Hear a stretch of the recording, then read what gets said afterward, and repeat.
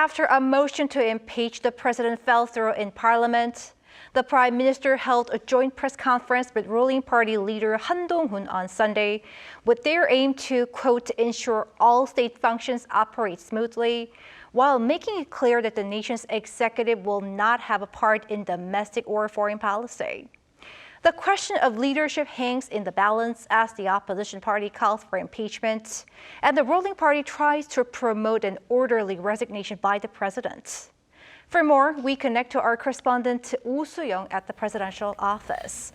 Sooyoung, let's quickly go over how the government and ruling party aim to stabilize the situation, and what has President Yoon's response been so far? Sure, Jungmin. As you said, Prime Minister Han Duck-soo and ruling party leader Han Dong-hoon on Sunday joined forces at a press conference and basically stated that until President Yoon Suk Yeol resigns, he will not take part in diplomacy or state affairs. Instead, the Prime Minister and the ruling party will cooperate and hold regular meetings to work closely together to ensure a smooth governance system. As for President Yoon, the troubled leader has stayed mum since his apology to the public on Saturday and is said to be staying at his residence. His weekly meeting with the Prime Minister on Monday was cancelled, according to the PM's office, although he has accepted ministerial resignations and named new officials. Yoon stated Saturday that he would leave state affairs to the ruling party and the government, but has not commented on their push for his early resignation.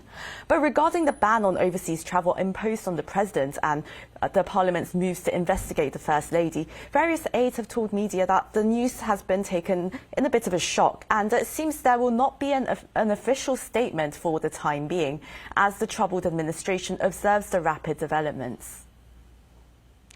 All this effectively puts the Prime Minister in charge of state affairs in place of the president. The legal basis of this is being hotly debated right now. That's right, Jungmin. So the South Korean constitution sets the Prime Minister as the second executive following the president. However, the PM can only assume the president's responsibilities if the president is unable to perform their duties in cases such as death, resignation or impeachment. That's why the opposition is heavily criticising the PM and the ruling party's move to stabilise state affairs, saying that their approach is unconstitutional. Some legal experts argue that the president could delegate authority to the Prime Minister through a political compromise or other agreements. But even if a political agreement is to be granted, granting the Prime Minister authority to oversee and direct the executive branch, it would likely exclude powers such as conducting diplomacy or exercising military command as the head of state. In any case, there are no legal mechanisms to prevent the president as well from retracting such a delegation and resuming to exercise his authority at any time. So I would say that the issue of running state affairs remains really murky. So, Sooyoung, the ruling party basically opposes impeachment, but opinions are divided on how it should come about. That's right. So there are different views and opinions within the ruling party on the timing and the manner of which the president would resign. And while some believe that the next election should be held within the next 6 months, which is a similar time frame to when former President Park Geun-hye was impeached. Now, back then, it took a little over 5 months between the impeachment until a new election was called.